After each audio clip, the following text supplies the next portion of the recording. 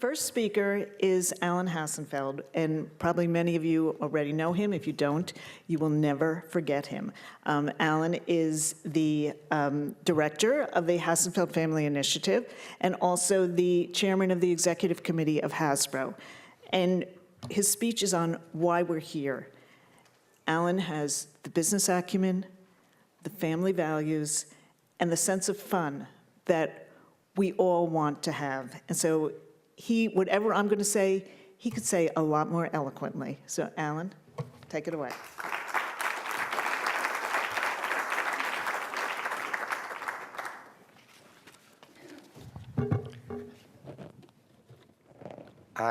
Hasbro does not let me go anywhere without handlers.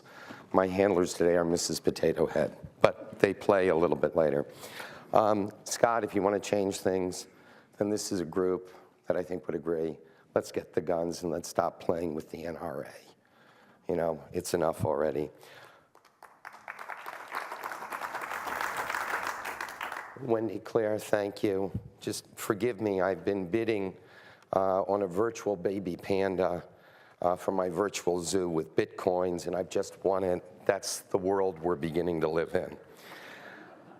It's a rule that you should never be the first speaker in the day because people with bloodshot eyes sometimes and just not enough Java in them, they're not that good. Anyway, I was asked the question, are toys enough? Yup. If you remember the proverb that the only difference between men and boys are the price of their toys.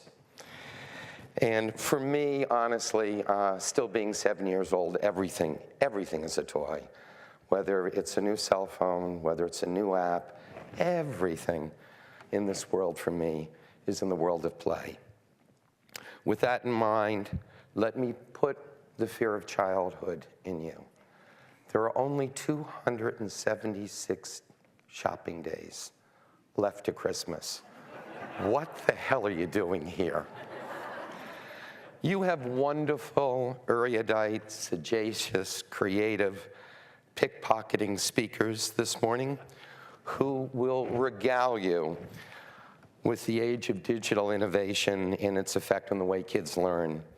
I will take a little bit of a different perspective as I overview some of the things that you will hear and not hear.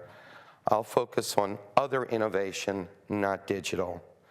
But I think all will agree with Einstein's quote, even if somewhat sacrilegious here at MIT, imagination is more important than knowledge, innovation over academia. But one question for all of you. The other day I was having lunch in the North End, and sitting next to me are 4 girls. And if you can believe this, in 40 minutes that I was there, that they were there, they never said one word, not one word to each other. All they were doing were texting or playing games, never made eye contact. And so it made me think, is it becoming digitalization versus humanity? Are we becoming robotic without interpersonal skills? History versus innovation. Why don't we learn from history? And let me give you an example, not to do with innovation. And don't search this yet. The budget should be balanced. The treasury should be refilled. Public debt should be reduced. The arrogance of politicians should be tempered and controlled. And the assistance to foreign aid should be curtailed, lest we become bankrupt. People must again learn to work instead of living on public assistance. Anyone have any idea who said that? Paul Ryan. Anyone else? Cicero, 55 BC. History does repeat itself. Innovation has 4 ingredients. Something new. We could call it a Furby, who had, when it first came out, except I have one problem alluding to Furby. When I got the phone call from the Pentagon, I think the Pentagon felt that the artificial intelligence and the memory that Furby had he was going to be able to walk out with national secrets. We never planned it that way, and we still haven't planned it that way. But innovation in public relations. A number of years ago, I ran Potato Head for mayor of Boise, Idaho. Hey, I wanted the PR. This was something unique. There were 5 candidates in the primary.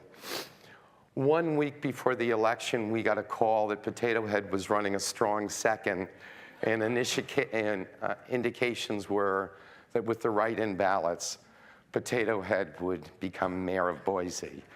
Regrettably, that was an innovation that I had to pull back on. Mrs. Potato Head was not happy. So the 4 ingredients: innovation, it must be better than what exists. Now, again, I use Potato Head, but this is terrible, and I'm going to get clobbered for it. But innovation, the drug cartels actually, a year ago, decided that Potato Head was going to become a mule, and they stuffed his rear end.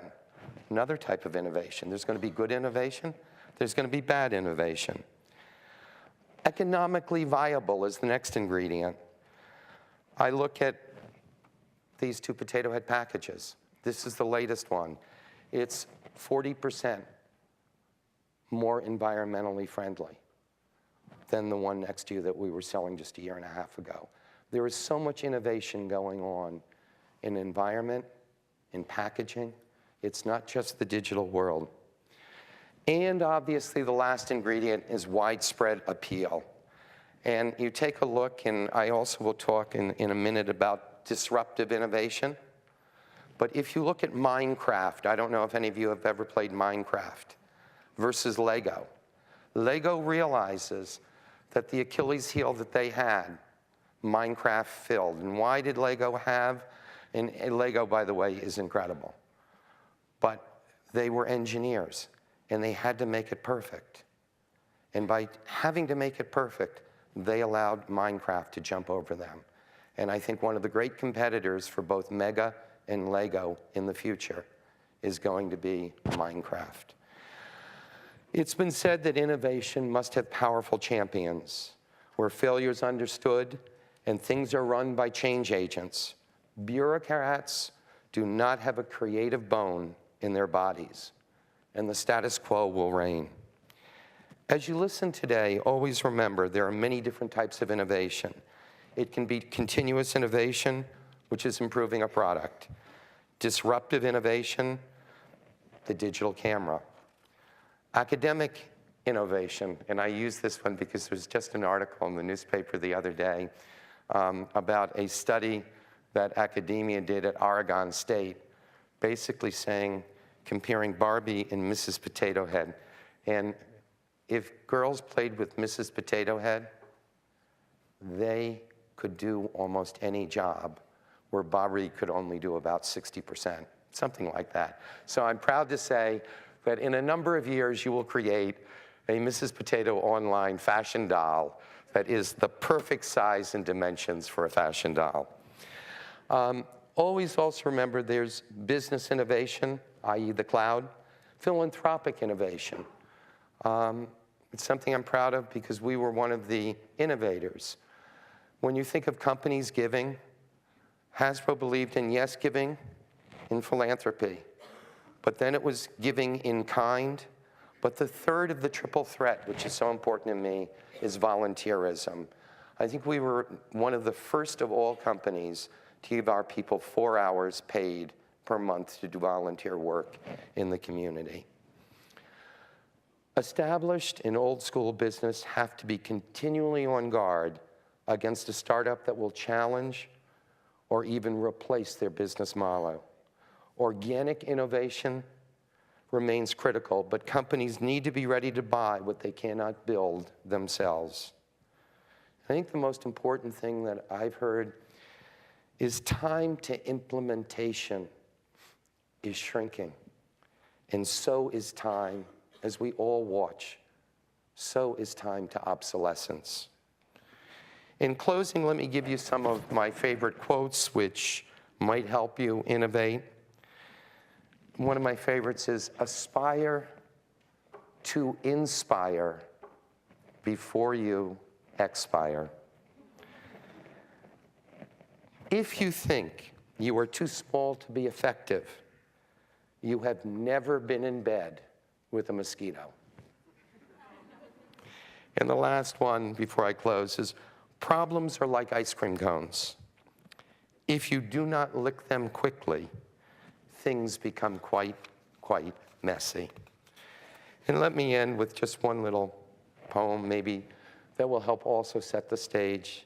Isn't it strange that princes and kings and clowns that caper in sawdust rings and common people like you and me are builders for all eternity? To each of us is given a bag of tools, a piece of clay and a book of rules, and each must fashion, ere life has flown, a stumbling block or a stepping stone. You here will create the stepping stones. Thank you.